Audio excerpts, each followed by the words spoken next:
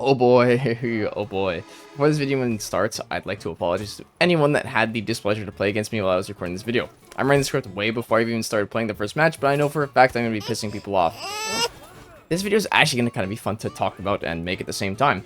For Honor has reworked many characters in its lifetime, some good that took characters from the bottom of the barrel to actually viable, and some reworks that just felt necessary but ruined the entire identity of the character.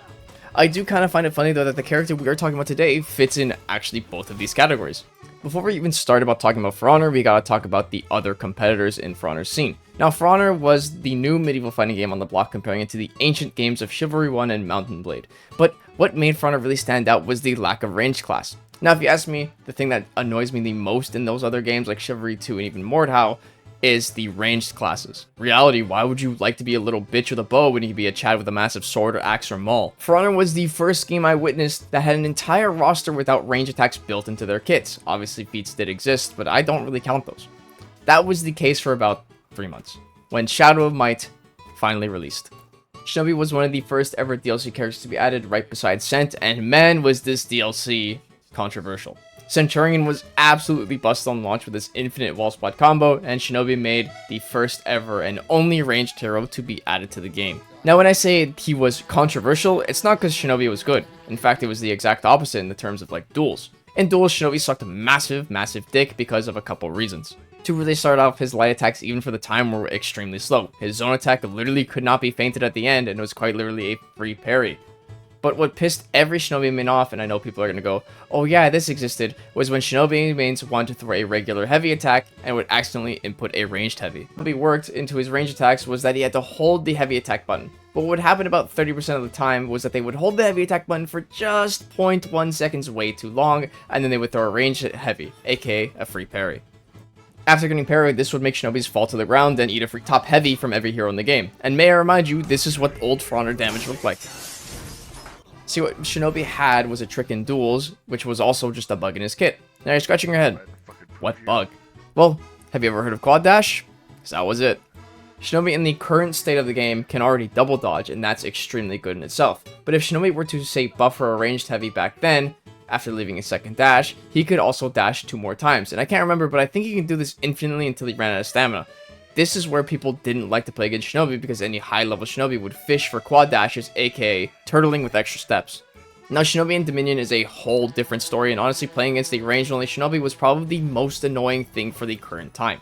Any gank would boil down to this. Shinobi enters the fight, Shinobi then goes behind you, charges up heavy attack, waits for you to mess up, and then throws a guard break off screen.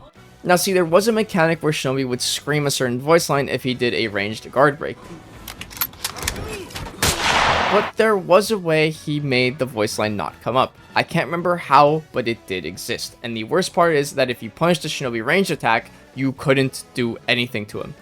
Normally, if a Shinobi was throwing ranged attacks at you, he'd be so far away from the fight that you just could never punish him. And the worst part about this is that if a Shinobi ever started to lose, he would just super sprint away because he was the fastest character in the game already. He is running again. People called Orochi a rat because Orochi players loved to run away, but Shinobi players always ran away.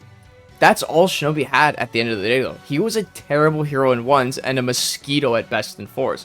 Always so far out of range, but always so annoying and impossible to hit.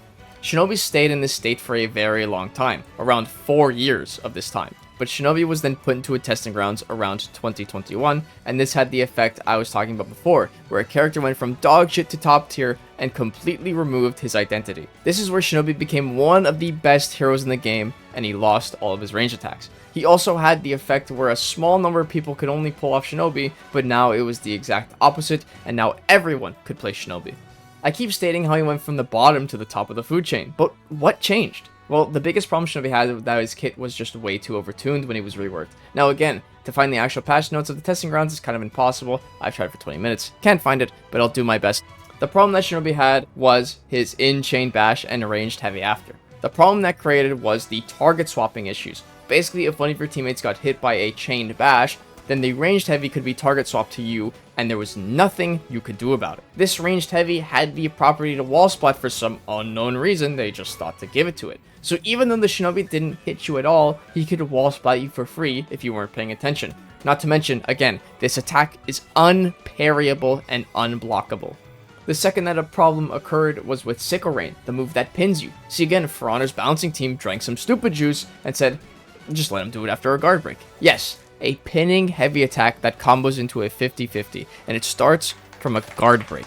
If you play any Dominion, you know that this is a major problem when it comes to things like team fights. This also had bleed damage built into its kit with Sickle Rain, and it already fed No Revenge, so adding bleed damage made it feed even less than it should have. Oh, and just to sprinkle it on there, Sickle Rain caused stamina damage. Because, why the fuck not? But now we can talk about Shinobi's most hated aspect, and personally my most hated aspect about Shinobi, and it still exists to this day. So let's talk about it. Iframes. I am completely fine with iframes existing in this game, because without it, most dodge attacks would turn into Lawbringers, and, well, how that goes. But I still feel at the end of the day, you should still have to, dodge the weapon's hitbox in a certain way to dodge the attack. Shinobi saw this, didn't know how to read, and then decided he's actually just going to dodge into the weapon's hitbox and refuse to take damage. Again, I'm fine with iframes like this in games like fucking Dark Souls. See, I love Dark Souls iframes because the bosses don't complain at the end of the game in text chat that they can't hit me and then call me the N-word. And the worst part is that using Shinobi's iframes mid-chain isn't hard. I do it all the time when I play Shinobi once every fucking Chinese New Year. Let me go through a simple math equation. Shinobi versus no undodgeable attacks equals you are not hitting him without thinking 2 steps ahead.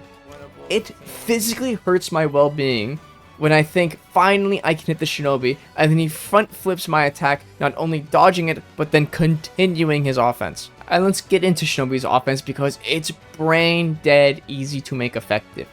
I think if I threw a fish on my keyboard, I would accidentally Shinobi confirm gank. You have a bash that ignores hit stun because it's a unique bash, causing some brain dead easy confirm ganks. Not only does it confirm attacks with ease, but is an insane ledge tool at the end of the day, sending opponents extremely far. To continue about his bash, it is an insane revenge killer. Like, think about how much time this guy is being wasted in hit stun because of me. An undodgeable 50-50 that also pins opponents and unblockables that pin opponent. I don't need to tell you why a pin in a team fight is an extremely good tool. To go even more into detail about his offense, he has a third feat called Nugakubi. I'm probably butchering that, but that's how I say it. But on successful hits, Shinobi will regen stamina, aka once a Shinobi gains third feat, he will never run out of stamina on his own fruition. And the Shinobi's offense will never end until a Shinobi vein feels like. Since we are talking about feats, I feel like I am obligated to bring up Shooting Stars. This feat has more controversy than the Mr. Beast crew. It is a true mystery how this feat has existed like this for so long and hasn't either been fixed or blatantly removed from the game. If you have no idea what I'm talking about, Shooting Stars is a tier 2 projectile feat that shoots out 4 shurikens like a shotgun spread, each projectile doing 20 damage, and just like a shotgun, it can eviscerate anyone standing too close. You see, the feat itself is supposed to be used in things like multi-target fights, but if done correctly, it can just do the most throwable damage in the entire game. Yes, even more than Medjai's I win button. Sadly, with all the problems Shinobi has caused, it's really weird how he's dodged being in patch notes for years now. And yes, he's been in 2, but they didn't target any of the problems. For Honor, when it comes to nerfing Shinobi, is like trying to hit a nail with a hammer, but somehow you miss the nail and hit yourself in the face. I want to like Shinobi because I really want to make Sub-Zero and Scorpion cosplays, but to sit there and play this hero, I mean, I couldn't. I know it's cancer. I know no one's going to like me when I'm playing him. This hero resonates cancer, and I don't want to put people through that. If you made it this far, I love you guys, and I hope you guys have a great day.